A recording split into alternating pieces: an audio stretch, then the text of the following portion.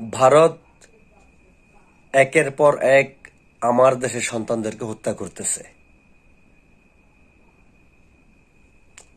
এটা অত্যন্ত দুঃখজনক বিষয়। এই যে ভারত বাংলাদেশের লোকদেরকে হত্যা করতেছে একের পর এক,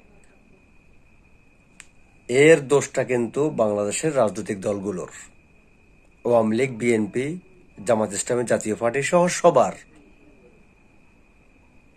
সবাই চুরি করেছে। এই দেশের জন্য কেউ কিছু করেনি। তাই ভারতের সাথে বড় গলায় কথা বলতে পারতেছে না, ভারতের সাথে চোখে চোখ রেখে কথা বলতে পারতেছে না।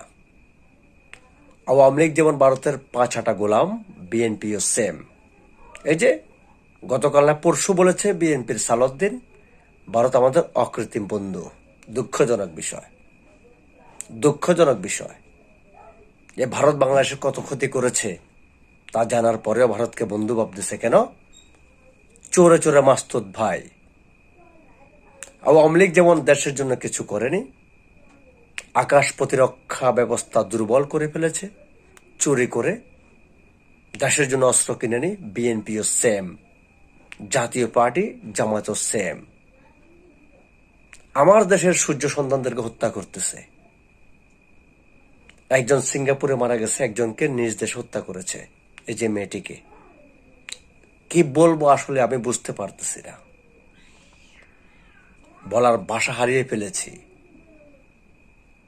যারা বাংলাদেশের ইসলামিক দল আছে, ইসলামকে ভালোবাসে, তারা বিচ্ছিন্ন একতাবদ্ধ নয়।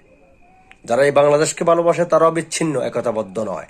অথচ দেশের সব সন্ত্রাসী একতাবদ্ধ, ইসলাম বিরোধী সবাই একতাবদ্ধ। এই যে সূর্য সন্তানগুলোকে আমরা হারাচ্ছি, এগুলো কি আর ফিরে পাবো? আমরা কি তাদের মতো হতে পারবো? আমি ধিক্কার জানাই বাংলাদেশের যেসব ইসলামিক দল আছে তাদেরকে। তারা মুনাফেক, কাপুরুষ, একতাবদ্ধ নয়।